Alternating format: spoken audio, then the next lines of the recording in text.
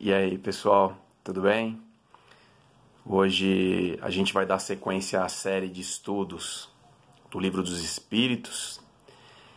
Essa que, meu modo de ver, meu simples modo de ver, é a obra mais fascinante da codificação, porque primeiro que foi o livro que deu início a tudo isso, né? O primeiro livro da obra. Segundo, que nos clareia a mente e nos introduz nesse magnífico universo que é a filosofia espírita, onde a gente vai aprender sobre a origem, a natureza e o destino do espírito. E o tema de hoje, ele não por um acaso está bem no início, né? Ele está no capítulo 2, ele vai tratar da encarnação dos espíritos. Nós vamos falar especificamente sobre o objetivo da encarnação.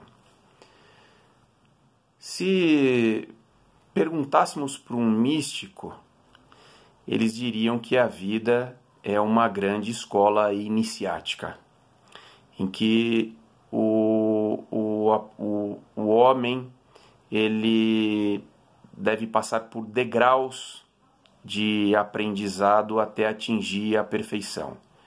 E o primeiro desses degraus é a iniciação. O aprendiz, ele é iniciado e depois ele começa a receber os estudos e conhecimento, vai se aperfeiçoando, progredindo até o momento que ele atinge a perfeição. No nosso caso, eu diria que o espírito, quando ele é criado por Deus, simples e ignorante, ele é o aprendiz, é um aprendiz da vida. Ele ainda não conhece nada. Ele vai ter que passar por todos esses degraus até atingir a perfeição. E a iniciação do espírito, ela se dá através da encarnação. Então, toda vez que um espírito é criado, Deus impõe a ele a encarnação. É o vestibular do espírito nessa grande jornada de estudos. Esse tema ele está no capítulo 2 do Livro dos Espíritos. O objetivo da encarnação é a pergunta 132. E o Kardec pergunta lá, qual é o objetivo da encarnação dos espíritos? E o espírito responde, Deus lhe impõe a encarnação com o fim de fazê-los chegar à perfeição. Para uns é expiação e para outros missão. Bom, o primeiro caráter da encarnação é que ela é impositiva. A encarnação ela não é uma faculdade. O espírito ele é obrigado a encarnar. A segunda questão é que a encarnação ela vai ter dois caráteres, né? Ela tem uma subdivisão, ela tem dois objetivos. O primeiro objetivo, que é o objetivo de um espírito aprendiz, o primeiro grau dessa jornada de estudos, tem o aspecto expiatório e probatório. Ou seja, expiatório porque o espírito ele vai ter que passar por todas as vicissitudes da vida. Ele vai ter que experimentar os vícios, ele vai ter que testar as imperfeições e vai ter que passar por provas. Com quais objetivos? O desenvolvimento dos aspectos intelectuais, morais e espirituais. O homem ele tem que passar por provas e expiações. Não tem jeito. Quando a gente fala dessa questão, surge uma dúvida que eu acho que a gente tem que fazer, tem que esclarecer, que gera muitos equívocos por muitas pessoas, que é a diferença entre encarnação e reencarnação. A reencarnação ela vai ser estudada no capítulo 4 do Livro dos Espíritos. Mas para que a gente chegue lá com conceitos muito bem definidos e distantes de confusões, eu diria o seguinte: a encarnação, ela é a experiência inaugural do espírito.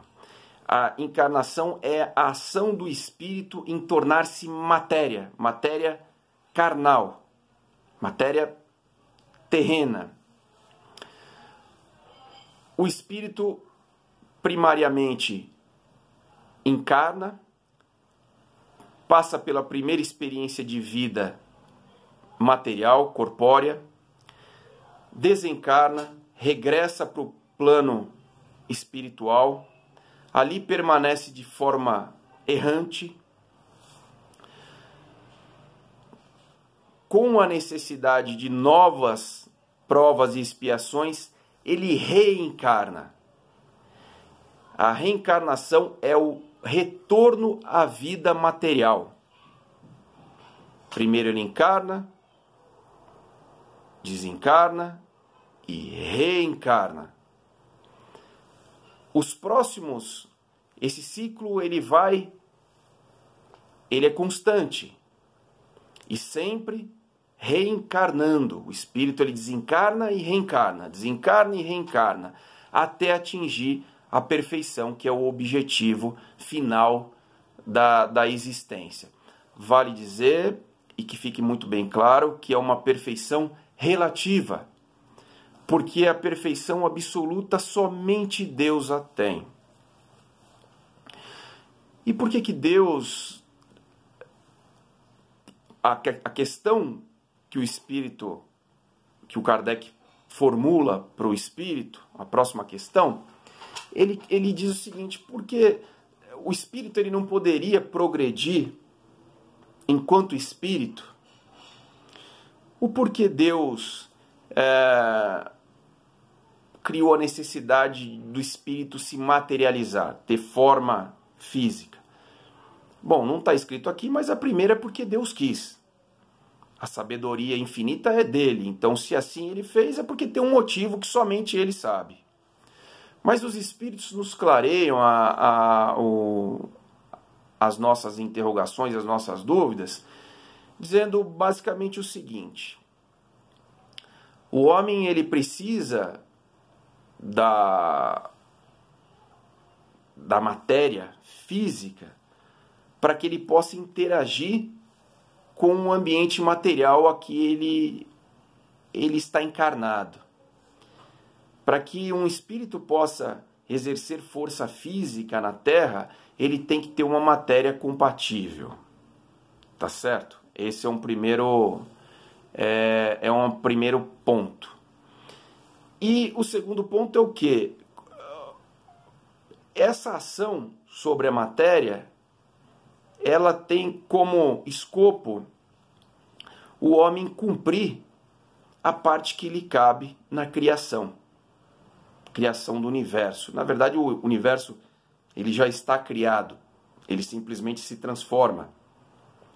Deus ele vai transformando a todo instante, ele cria novas formas a todo instante, mas o universo ele é mutável, a todo instante ele sofre mutações. E boa parte dessas mutações elas ocorrem através dos espíritos, da ação dos espíritos. Então a matéria ela se faz necessária como uma ferramenta, assim como um escultor que precisa lá do malhete e precisa de uma talhadeira para ele poder construir lá, terminar a escultura dele, perdão. Agora, tem uma questão interessante, feita essa distinção e feito esse esclarecimento preliminar do que é a encarnação e a diferença da encarnação e reencarnação, uma dúvida que a gente pode suscitar é o seguinte: e Jesus? Jesus, ele reencarnou na Terra ou Jesus encarnou? Quando a gente leu aqui a resposta do Espírito, ele nos disse que a encarnação, ela para uns serve de provas e expiações e para outros como missão. Jesus, ele veio para a Terra com um objetivo missionário. Jesus já é um espírito perfeito, um espírito puro. Jesus já passou dentro dos degraus evolutivos, ele já passou por todos. Ele já adquiriu todo o conhecimento necessário para que ele pudesse ser um espírito perfeito. Então a resposta é muito simples. Jesus, ele encarnou. Porque reencarnação faz parte do processo evolutivo. Espírito puro não reencarna. Ele não tem mais a necessidade da reencarnação.